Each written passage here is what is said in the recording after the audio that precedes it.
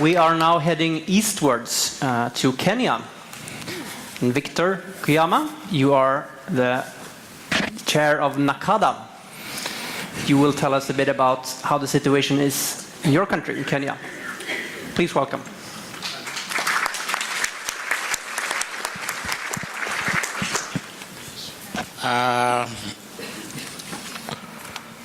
When I was invited to this forum, I was not told what to say.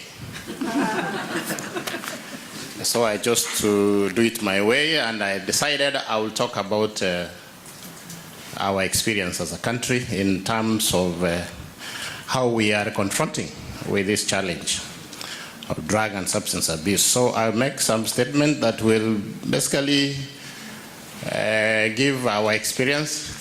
And I believe a forum like this, the value that this forum brings here is that we are able to share experiences from various regions and countries so that we can learn from each other. And therefore, I'll give my Kenyan experience. It gives me a great pleasure to participate in this important conference.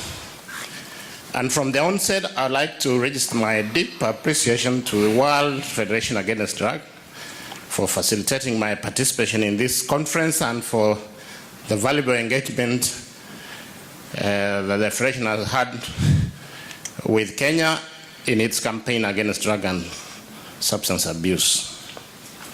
I look forward to 2 days of learning and sharing experiences and best practice from the invited speakers and participants on countering the challenges presented by the world drug problem.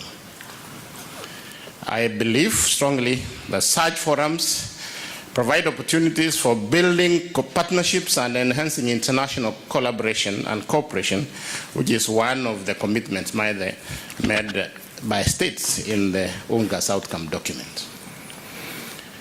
The world drug problem continues to present challenges to the health and well-being of humanity, and there is no nation, community, or to some extent family that has no story to tell about the negative impact of illicit drug trafficking and consumption. The threat posed by drug trafficking, the nature of its international networks, and the covert and complex nature of its operations calls for international cooperation and multilateral response to counter the sophisticated and intricate drug networks.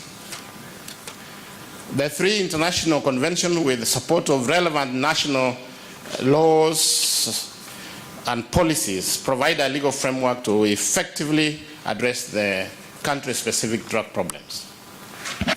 Kenya is a signatory to this convention and has put in place a legal framework and the institutions that are mandated to respond to the challenges of production, distribution, consumption of illicit drug and substance abuse. The national campaign against alcohol and drug abuse, NACADA Act of 2012, establishes a national authority under the Office of the President, mandated to coordinate a multi-sectoral response to drug and substance abuse, and broadly, the mandate of this authority is to promote public education campaigns on alcohol and drug abuse, coordinate inter-agency collaboration as well as international cooperation on drug and substance abuse. It's also mandated to coordinate, facilitate public participation in control of alcohol and drug abuse. It carries research, monitoring, surveillance of national and international emerging trends.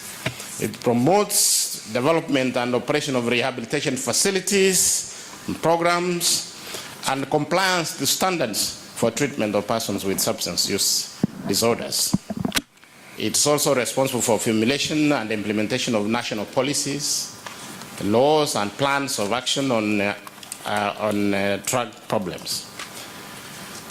One of the other mandates is to work closely with the county government to support in the development of policies, laws, and action plans on the control of drug and substance abuse.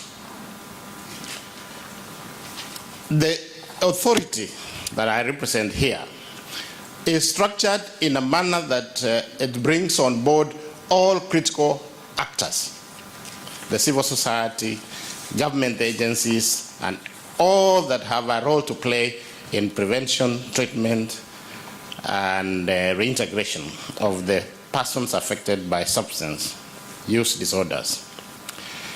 To effectively execute its mandate, NACADA, through Section 5 of its laws, has established a national technical committee that brings together heads of state departments and agencies that have mandate in regulating the drug and alcohol sector. This includes the Ministry of Interior, which is charged with the security, to deal with the security aspects. It brings together the Kenya Bureau of Standards. The Kenya Bureau of Standards designs the standards, including standards for alcohol and any substance. The Kenya Revenue Authority and the Counterfeit Authority to deal with the counterfeits. And we also have the Anti-Narcotic Police Unit, the Public Health and Government Chemistry. All these are critical departments of government that have a role to play in regulating the industry.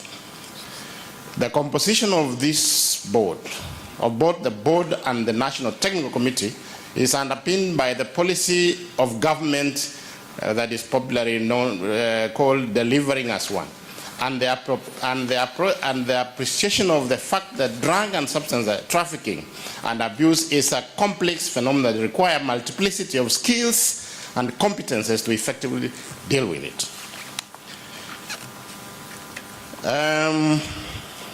Let me, because I know I was given some time limit, I want to observe the time limit. Let me share with you the experiences that we have come about in our campaign against illicit drug use and abuse. Illicit drug and illicit alcohol is the most abused substance in Kenya today, and it's responsible for the highest number of substance use disorders in the country. I know in Europe you don't talk about alcohol, but in Kenya, alcohol is the biggest problem that we have to deal with. And it is responsible for a lot of the substance use disorders that we have to confront. I don't know whether it's a cultural, but that is the problem. In fact, marijuana and heroin will come much lower in that order. The other lessons that we have learned is that to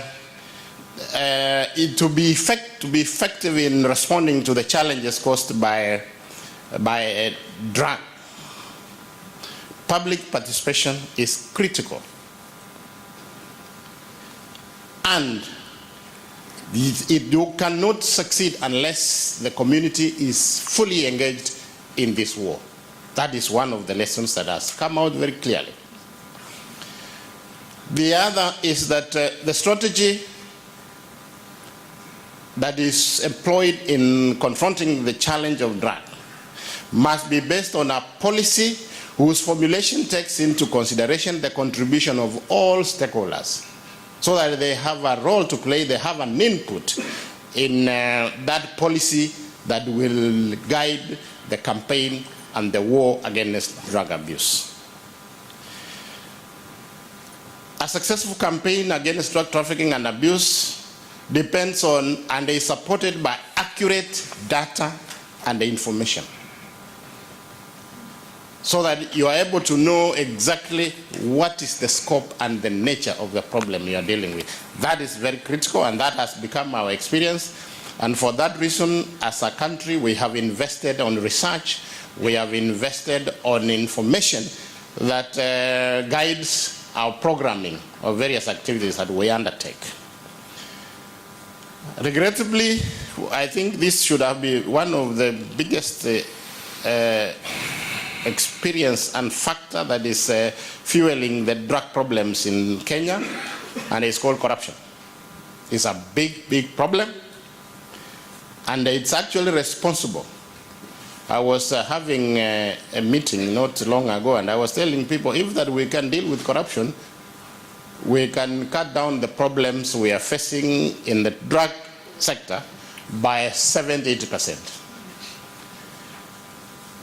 An effective drug control strategy must strive a good balance between prevention initiatives and treatment, rehabilitation, and reintegration. I don't know, I have a feeling from my experience that there is some divide between professionals in treatment, prevention, yeah? This is supposed to be complementary, but there is a practice and a feeling that the professionals really do not work to complement each other. That has been an experience. In fact, it's an issue we have to deal with. Even when you are competing for budgets, the treatment people think they should get much more than the prevention, and the prevention people say, no, we are actually dealing with treatment because you have not done very well in prevention. So those are the experiences that we have had as a country. And another thing that we have discovered and we are actually trying to address is the feeling that, there is a focus. Law enforcement seems to be focusing on victims instead of focusing on the people who are involved in trafficking. That's a big challenge, and we have to deal with this. Deal with the trafficking and treat those people that are victims as people who require help, and help them to access help. And finally, I have just picked a few of the experiences we have come across. And finally, I think if we can focus on good parenting, we will address significantly the problem of drug abuse. It is a big problem. In fact, we have had cases when we did a survey in schools. The problem is serious in schools. And what was even more serious is the revelation that some of the young people entering secondary school have already used drugs. And therefore, currently, we are undertaking another survey to try and find out how the situation looks like in lower grades. I want to finish by saying that the problem we are facing is huge. International cooperation is key. Stakeholder involvement is critical. And we cannot do anything unless we address those concerns. I want to say the opportunities provided by World Federation through this conference is a step in the right direction.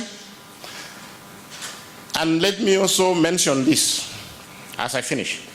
Kenya will be providing another opportunity of this kind by hosting the International Society of Substance Use Professionals, the ISAP, in December. And they use this opportunity to welcome you to Nairobi. It will be an interesting forum, and we look forward to seeing each one of you in Nairobi. Thank you, and God bless you. Thank you, Victor. Thank you. Have this robot. Very good, thank you. Thank you for bringing up alcohol and for also talking about corruption and the need for international collaboration in this field.